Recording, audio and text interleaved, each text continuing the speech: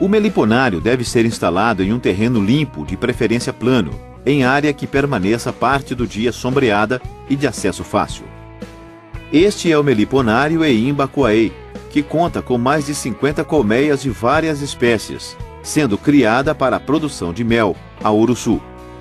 Situado em Camaçari, ao norte de Salvador, está em uma região de clima bastante quente. Inicialmente, para a gente começar na atividade, nós devemos observar a espécie a criar. É a primeira coisa a se observar. Ou seja, em cada região do Brasil existe uma espécie adaptável. Não se deve introduzir espécies exóticas, desde que a flora não é a mesma que ela utilizará. Quanto aos aspectos de instalação do meliponário, nós devemos primeiro observar o sombreamento. É obrigatório que haja sombra no local, porque senão a temperatura da colmeia poderá aumentar bastante, aí derrete cera e cria alguns problemas de conforto térmico para as abelhas. O outro fato é o acesso. O meliponário, para ser instalado, ele tem que estar em um local de fácil acesso, ou seja, de preferência plano, que permita a entrada de um veículo, se for um meliponário maior, ou até o próprio acesso do criador. Quanto às fontes de pastagem, por exemplo, de néctar e pólen e resina, deverá estar o mais próximo possível. O raio de ação dessas abelhas vai de 200 metros até 1 quilômetro. Consequentemente, quanto mais perto estiver a florada, maior o rendimento e a produtividade de mel que você terá. Outro aspecto importante é quanto ao vento. O meliponário deverá ser instalado em locais de pouco vento. Vento excesso e ventos fortes pode prejudicar o voo das abelhas. Também é importante se preocupar com a segurança. Como as abelhas não têm ferrão, poderá ser fácil qualquer pessoa sair com uma dessas caixas de sua propriedade. Necessário se faz que o meliponário seja instalado próximo à sede. Vale salientar que um dos aspectos mais importantes em regiões de clima seco é que as instalações do meliponário deverão estar distantes de instalações de criação de porcos e galinhas, principalmente, para evitar que as abelhas venham a coletar esterco desses animais para confeccionar a entrada das colmeias. Para evitar isso, basta se colocar um pouco de barro úmido próximo às colônias. As colmeias são colocadas sobre suportes de madeira, alvenaria ou metal.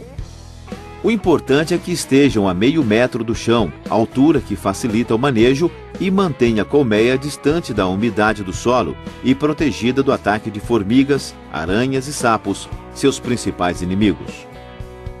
Pedaços de espuma embebida em óleo queimado foram colocados para proteger as colmeias das formigas. Uma trilha liga o estacionamento de veículos ao meliponário Eimbacoaê, a distância de 100 metros, facilitando o acesso. Por causa da temperatura alta da região, o local é sombreado a maior parte do dia.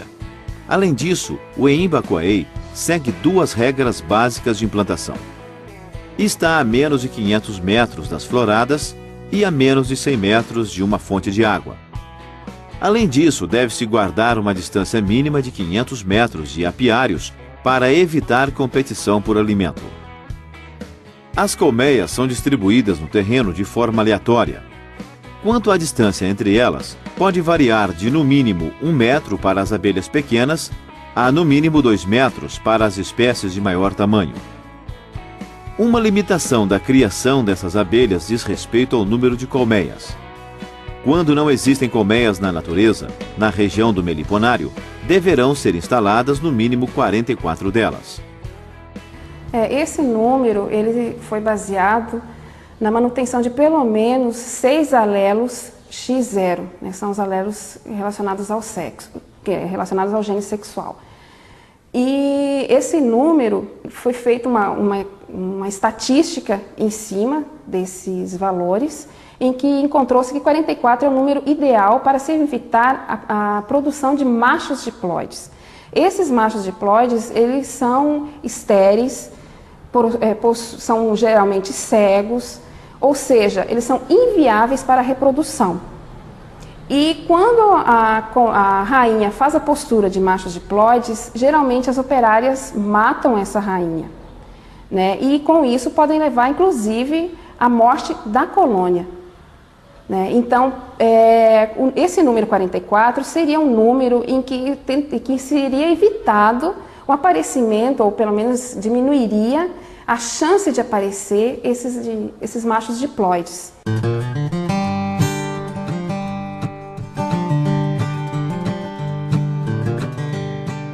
Uruçu, Jataí, Mandaçaia, Iraí. Que espécie criar em um novo meliponário? Essa é uma pergunta essencial para o futuro meliponicultor, não apenas por causa das implicações econômicas da produção e comercialização do mel, mas principalmente por causa dos desdobramentos ecológicos decorrentes desta opção. Não adianta o indivíduo querer criar uma espécie que não é característica, que não é nativa daquela região, porque pode ser que vá levar aquela colmeia à morte, ou as colmeias à morte. Com relação a criar mais de uma espécie em um determinado local, não teria problema, ou não tem problema nenhum, se houver uma flora apícola adequada. Em cada região existem espécies mais frequentes, mais indicadas para a criação racional. No norte destacam-se a Uruçu boca de renda, Melipona seminigra, e a Jandaíra, Melipona rufiventris. No nordeste, a Uruçu, Melipona scutelaris, a Manduri, Melipona marginata, e a Mandaçaia, Melipona quadrifaciata. No centro-oeste, Manduri, Melipona marginata, Uruçu boca de renda, Melipona seminigra, e a Jandaíra, Melipona rufiventris.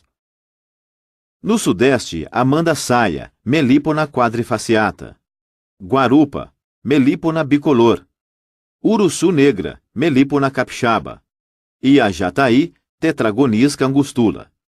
Na região sul, Mandaçaia, Melipona quadrifaciata, Manduri, Melipona bicolor, e a Jataí, Tetragonisca angustula.